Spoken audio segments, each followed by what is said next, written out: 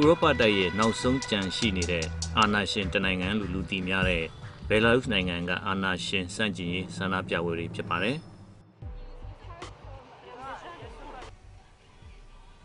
ဘယ်လာရုစ်နိုင်ငံကဆန္ဒပြပွဲတွေရဲ့ထူးခြားချက်ကတော့ကြွေးကြော်သံတိုင်တာတွေပိုစတာကိုင်တာတွေမပါဘဲအတန်တိတ်ငြိမ်းချမ်းစွာဆန္ဒပြတဲ့နေ့ပါကျွန်တော်တို့ဆန္ဒပြပွဲကိုဘယ်သူမှကြိုတင်ဟန်တားနိုင်စွမ်းမရှိပါဘူးဘာလို့လဲဆိုရင်ကြွေးကြော်သံတိုင်တာတွေပိုစတာကိုင်တာတွေအလံတွေခေါင်းစည်းတွေတက်တာတွေမလုပ်ပါဘူးလမ်းပေါ်ထွက်စုဝေးပြီးလက်ခုပ်ပဲတီးတဲ့အတန်တိတ်ဆန္ဒပြတဲ့နေ့ကိုအသုံးပြုလို့ပဲဖြစ်ပါတယ်လို့ဘယ်လာရုစ်နိုင်ငံကအတိုက်ခံသူပြောနေတာပါအတိုက်ခံတွေဘက်ကအဲ့ဒီလိုအတန်တိတ်ဆန္ဒပြတဲ့နေ့တွေအသုံးပြုပေမဲ့အာဏာရှင်ကတော့အာဏာရှင်ပြည်ပြီးပဲဖိနှိပ်ဖြိုခွဲတာတွေလုပ်နေတယ်ပဲပြောရမှာပါ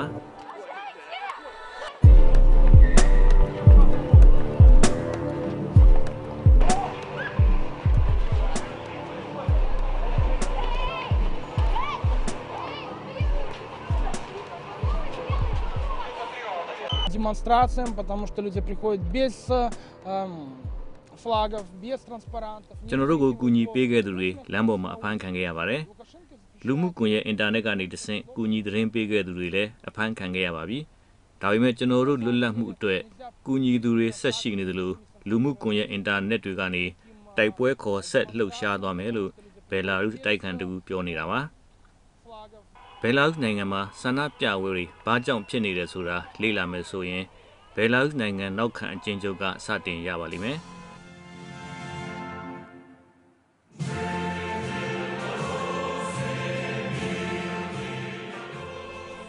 1992ခုနှစ်ဆိုဗီယက်ယူနီယံပြိုကွဲချိန်မှာလွတ်လပ်တဲ့နိုင်ငံတစ်နိုင်ငံဖြစ်ရပ်တည်လာခဲ့ပါတယ်။ဆိုဗီယက်ယူနီယံဟောင်းကခွဲထွက်လာတဲ့နိုင်ငံဖြစ်လို့ဒီမိုကရေစီစနစ်ကိုရှောက်လန်းလိမ့်မယ်လို့အများကယူဆခဲ့ပါတယ်။အများယူဆခဲ့တဲ့အတိုင်းပဲဒီမိုကရေစီရဲ့အခြေခံဝိသေသတွေဖြစ်တဲ့ဖွဲ့စည်းပုံအခြေခံဥပဒေရွေးကောက်ပွဲနိုင်ငံရေးပါတီတွေနဲ့အထက်လွှတ်တော်အောက်လွှတ်တော်စတာတွေဖွဲ့စည်းပြီး1994ခုနှစ်မှာပြည်သူကတိုက်ရိုက်မဲပေးရွေးချယ်တဲ့သမ္မတစနစ်နဲ့စတင်ကျင့်သုံးခဲ့ပါတယ်။သမ္မတရဲ့တက်တန်းကို9နှစ်သတ်မှတ်ထားပြီးပထမဆုံးရွေးချယ်ခံခဲ့ရသူကတော့ဥရောပတိုက်ရဲ့နောက်ဆုံးကြံရစ်တဲ့မင်းဆိုးမင်းကြီးလို့တင်စားခံရတဲ့အလက်ဇန်ဒါလူကန်ရှင်ကိုပဲဖြစ်ပါတယ်။အသက်58နှစ်ရှိပြီဖြစ်တဲ့သမ္မတအလက်ဇန်ဒါလူကန်ရှင်ကိုဟာစိုက်ပျိုးရေးဘွဲ့ရပညာတတ်တစ်ယောက်ဖြစ်သလိုဆိုဗီယက်တပ်မတော်မှာစစ်မှုထမ်းခဲ့တဲ့စစ်ဖက်အရာရှိတူလည်းဖြစ်ပါတယ်။သူသမ္မတဖြစ်လာချိန်ကစပြီးဖွဲ့စည်းပုံအခြေခံဥပဒေကိုစိတ်ကြိုက်ပြင်ဆင်ရေးဆွဲခဲ့ပါတယ်။သမ္မတရဲ့တက်တန်းကိုလည်းပြင်ဆင်တိုးချဲ့ရင်းသမ္မတတက်တန်း4ကြိမ်မြောက်ထိတာဝန်ယူခဲ့သူလည်းဖြစ်ပါတယ်။အဲဒီတွေလည်းဘယ်လာရုစ်နိုင်ငံကိုအုပ်ချုပ်လာခဲ့တာ18နှစ်နီးပါးရှိလာခဲ့ပါပြီ။ဖွဲ့စည်းပုံအခြေခံဥပဒေကိုပြင်ဆင်ရေးဆွဲပြီးသမ္မတရဲ့လုပ်ပိုင်ခွင့်အာဏာတွေကိုတိုးချဲ့လာခဲ့တဲ့သမ္မတအလက်ဇန်ဒါလူကန်ရှင်ကိုဟာအကျိုးမဲ့အာဏာရှင်ပုံစံဖြစ်လာခဲ့ပါတယ်။ဖွဲ့စည်းပုံအခြေခံဥပဒေအရနိုင်ငံရေးပါတီတွေထူထောင်ခွင့်ပြုထားပြီးမြဲသမ္မတကိုမထောက်ခံတဲ့နိုင်ငံရေးပါတီတွေဟာဒီကနေ့ထိအထက်လွှတ်တော်အောက်လွှတ်တော်နှစ်ရပ်လုံးမှာရွေးချယ်အနိုင်ရခဲ့တယ်ဆိုတာမရှိသေးပါဘူး။သမ္မတကစိတ်ကြိုက်ရွေးချယ်ထားတဲ့တတိပုဂ္ဂလတွေပညာရှင်တွေလုပ်ငန်းရှင်တွေနဲ့အလုပ်သမားလယ်သမားအဖွဲ့အစည်းကလူတွေပဲလွှတ်တော်ကိုယ်စားလှယ်တွေဖြစ်ခဲ့ပါတယ်။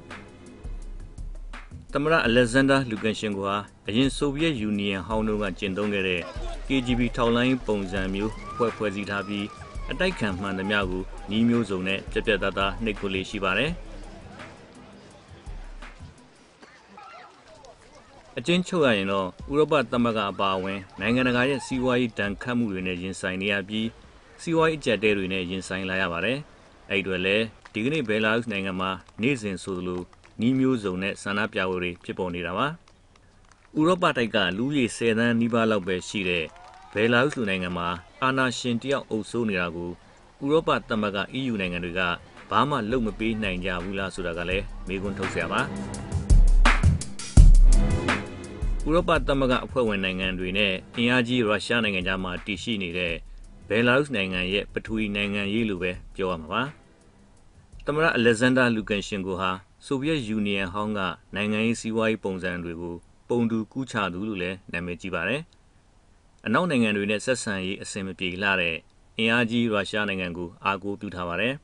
။ အာဏာရှင်သမ္မတအလက်ဇန်ဒါလူကန်ရှင်ကိုဟာရုရှားဘယ်လာရုစ်ယူကရိန်း၃နိုင်ငံပေါင်းပြီးပြည်ထောင်စုနိုင်ငံအဖြစ်ဖွဲ့စည်းဖို့ကိုလည်းအဆိုပြုထားသူလည်းဖြစ်ပါတယ်။အာဏာရှင်သမ္မတအလက်ဇန်ဒါလူကန်ရှင်ကိုဟာရုရှားနိုင်ငံကိုအားကိုးပြုနေပေမဲ့ဘယ်လာရုစ်နိုင်ငံကအတိုက်ခံတွေတိမ်းရှောင်နေထိုင်ရာအိမ်နီးချင်းပိုလန်နိုင်ငံကိုတော့မကြာခဏရန်လိုလေးရှိပါတယ်။မလို့ရင်မလို့သလိုနေဆက်ဂိတ်တွေပိတ်တာဖွင့်တာတွေလုပ်လေလည်းရှိပါတယ်။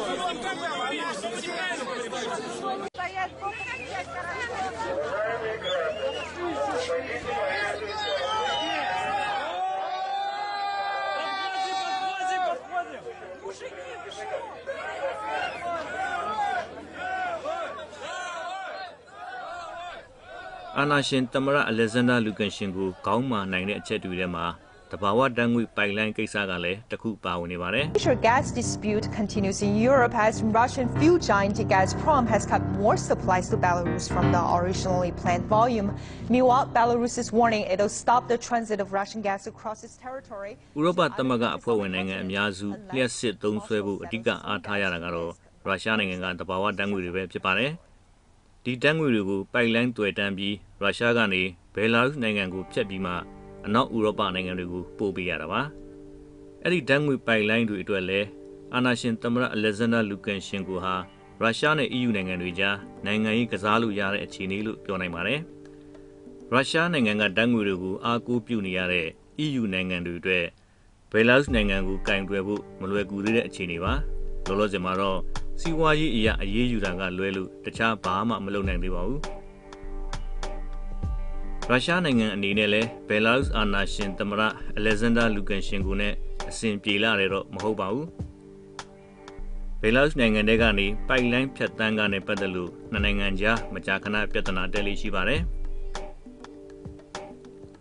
ဒါပေမဲ့အနောက်ဥရောပနဲ့ရုရှားကြားကြားခံစုံလို့ဖြစ်နေတဲ့ဘယ်လာရုစ်နိုင်ငံကိုရုရှားအနေနဲ့မချစ်တော့လဲအောက်နှမ်းနေရတဲ့အဆင့်လို့သုံးသပ်ကြပါတယ်။တစ်ဖက်မှာလည်းဘယ်လာရုစ်နိုင်ငံကိုအနောက်နိုင်ငံတွေအလိုကျဒီမိုကရေစီနိုင်ငံတစ်နိုင်ငံဖြစ်လာမှာကိုလည်းရုရှားအစိုးရကအလိုရှိပုံမရဘူးလို့အများကသုံးသပ်ပါတယ်။ယူကရိန်းနဲ့ဘယ်လာရုစ်နိုင်ငံကိုအသုံးချပြီးနိုင်ငံတကာလက်နက်မှောင်ခိုဈေးကွက်ကနေရုရှားကုမ္ပဏီတွေအနေနဲ့ဝင်ငွေအမြောက်အများရရှိနေတယ်ဆိုတဲ့အချက်ကလည်းရုရှားအနေနဲ့ဘယ်လာရုစ်သမ္မတကိုမကြိုက်ပေမဲ့ဆက်ဆံနေရတယ်လို့အများကယူဆကြပါတယ်။ Belarus dominates the global market in second-hand armaments, which are then repaired, updated and sold. Because of its expertise in modernizing, dealers here can offer anything from big fighter jets. ဘယ်လာရုစ်နိုင်ငံသားတွေအနေနဲ့ပြည်တွင်းမှာလည်းအာဏာရှင်သမ္မတကနှိပ်စက်နိုင်ငံတကာမှာလည်းနာမည်ကောင်းမရရှာတဲ့အတွက်ပြုပြင်ပြောင်းလဲရေးတွေလုပ်ဖို့1996ခုနှစ်ကတည်းကကြိုးစားခဲ့ကြတာပါဒီပေါ်ကိုအာဏာရှင်သမ္မတကလည်းရဲရဲဆက်ဆက်နှိမ်နင်းခဲ့တာပါ They take part in demonstrations.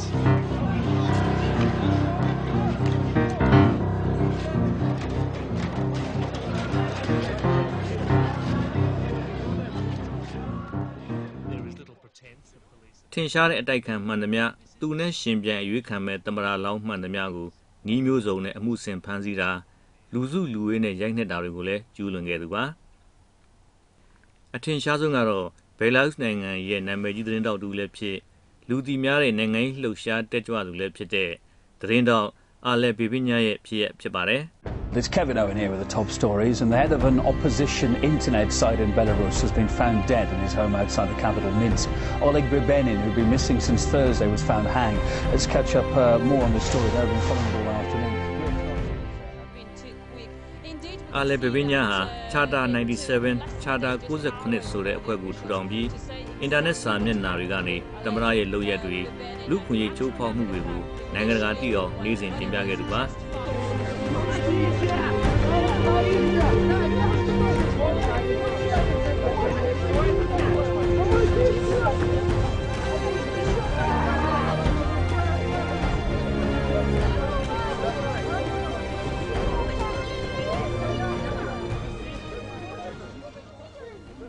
အာဏာရှင်သမ္မတနဲ့ရွေးကောက်ရှင်ပြိုင်နိုင်မှုအတိုက်ခံတွေအားလုံးတစုတစည်းတည်းဖြစ်အောင်ကြိုးစားနိုင်ခဲ့သူလည်းဖြစ်ပါတယ်။ပြီးခဲ့တဲ့2010ရွေးကောက်ပွဲမှာအာဏာရှင်သမ္မတနဲ့အပြိုင်ရွေးခံမဲ့ အတိုက်ခံသမ္မတလောင်းရဲ့အကြံပေးတာဝန်ယူခဲ့ပြီးမဲဆွယ်စည်းရုံးတာတွေကိုလည်းဦးဆောင်ခဲ့ပါတယ်။ရွေးကောက်ပွဲနီးလာတာနဲ့အမျှအတိုက်ခံသမ္မတလောင်းအနိုင်ရမယ့်အခြေအနေတွေရှိနေချိန်မှာပဲအာလယ်ဘေဘင်းညာသူ့ကိုယ်သူအဆုံးစီရင်သွားပြီဆိုတဲ့သတင်းထွက်ပေါ်လာခဲ့ပါတယ်။အလက်ဇန်ဒါလူကန်ရှင်ကိုအစိုးရကအာလယ်ဘေဘင်းညာသူ့ကိုယ်သူအဆုံးစီရင်သွားတယ်လို့ပြောတဲ့ပေါ်ပြည်တွင်းပြည်ပကအယုံကြည်မရှိခဲ့ပါဘူး။သမ္မတအလက်ဇန်ဒါလူကန်ရှင်ကိုဟာရွေးကောက်ပွဲနီးလာတာနဲ့အမျှအခြေအနေမကောင်းတာကိုရိပ်မိပြီး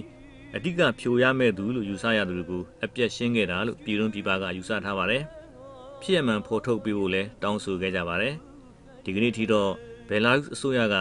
ဒီဖြစ်ရပ်ကိုပြန်စုံစမ်းပေးမယ်ဆိုတဲ့အဆင့်ပဲရှိပါသေးတယ်။တစ်ဖက်မှာတော့အာလယ်ဘေဘင်းညာတေဆိုးမှုပေါ်လိုက်လံစုံစမ်းတဲ့သတင်းတောက်တွေကိုဖမ်းဆီးတာချောင်းရိုက်တာပြန်ပေးဆွဲအကြက်ကင်တာတွေလုပ်နေပါတယ်။ပြည်တွင်းပြည်ပကအာလယ်ဘေဘင်းညာတေဆိုးတဲ့ပေါ်ဖြစ်ရမှန်ဖော်ထုတ်ပေးဖို့တောင်းဆိုနေတဲ့ကြားမှာပဲ2010ဒီဇင်ဘာလသမ္မတရွေးကောက်ပွဲကျင်းပခဲ့ပါတယ်။ The government building where protesters were earlier basically cleared out thousands of people that were gathered here just outside the government building where just moments before they were breaking down doors. As you can see behind me, riot police are now walking back. မျိုးလင်းတဲ့အတိုင်းသမ္မတအလက်ဇန်ဒါလူကန်ရှင်ကိုအနိုင်ရတယ်ဆိုပြီးရွေးကောက်ပွဲကော်မရှင်ကကြေညာပါတယ်။အခုနှစ်ဇန်နဝါရီလထဲမှာပဲအလက်ဇန်ဒါလူကန်ရှင်ကိုဟာသမ္မတကျမ်းသစ္စာကျိန်ဆိုခဲ့တာပါ။ Свято и добросумленно виконувати ускладені на мене високі обов'язки.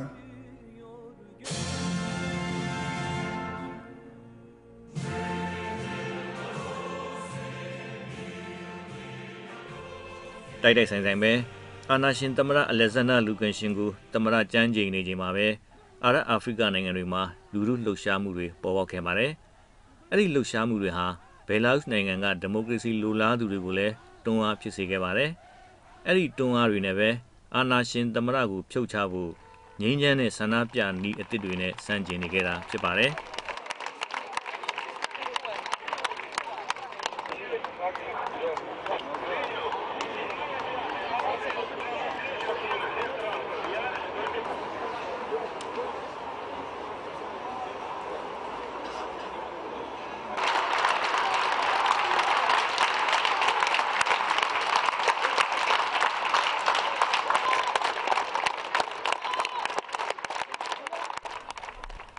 ဘယ်လာရုစ်နိုင်ငံကိုအချင်းချုပ်ပြန်လေ့လာမယ်ဆိုရင်ဒီမိုကရေစီနိုင်ငံတနိုင်ငံမှာမြင်တွေ့ရမယ်ရွေးကောက်ပွဲလွှတ်တော်အမတ်တွေရွေးချယ်ခံသမ္မတစတာတွေမြင်တွေ့ရမှာပါဒါပေမဲ့လက်တွေ့မှာတော့နိုင်ငံရေးပါတီတွေဟာအမိခံတက်တက်ပဲရှိနေပါတယ်ဖွဲ့စည်းပုံအခြေခံဥပဒေကိုအာဏာရှင်သမ္မတကစိတ်ကြိုက်ပြင်ဆင်ရေးဆွဲပြီးဒီမိုကရေစီလိုလားသူတွေကိုနှီးမျိုးစုံနဲ့နှိပ်ကွပ်တပ်ဖြတ်တာဖမ်းဆီးတာလူ့ခွင့်ရေးချိုးဖောက်တာတွေနဲ့ပဲပြင်းနေနေတာတွေ့ရမှာပါအဲ့ဒီတွေလည်း EU ဥရောပသမဂ္ဂကြီးနဲ့ကပ်ရက်မှာရှိနေတဲ့ဘယ်လာရုစ်နိုင်ငံမှာတောင်စစ်မှန်တဲ့ဒီမိုကရေစီပြောင်းလဲနိုင်ဖို့ဒီကနေ့ထိဆွန့်လွတ်စွန့်စားလှုပ်ရှားနေကြရစေလို့ပြောရမှာပါခင်ဗျာ